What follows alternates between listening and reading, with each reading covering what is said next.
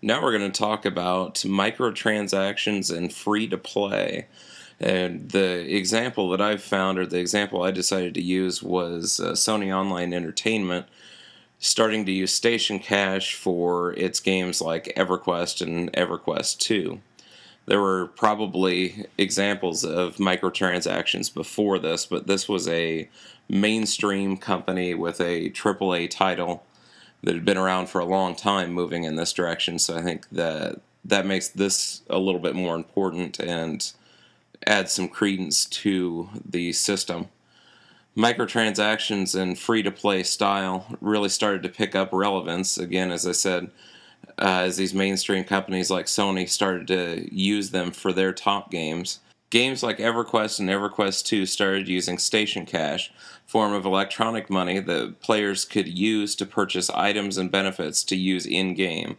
Station Cash and other services like it could be purchased with real-world money and then could only be used or spent on online services.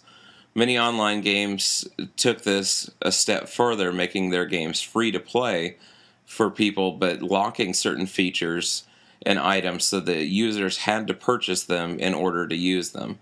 Thus, the player could experience some of the content, but if they wanted the full experience, they would have to pay for it. The business model would do a few different things for the game industry. The first way microtransactions helped companies was that it allowed smaller companies wanting to make games to be able to reach a wider market. With a very low or non-existent entry price, consumers can extend their normal interest into areas of gaming they might not have tried before. The companies using this method to reach customers would then have people on the line wanting more, and as long as their content was good, users would continue to pay for extras, allowing the company to be more profitable.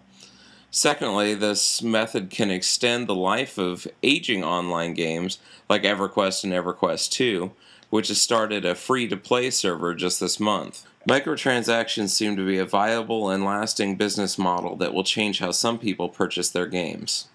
Thank you for listening.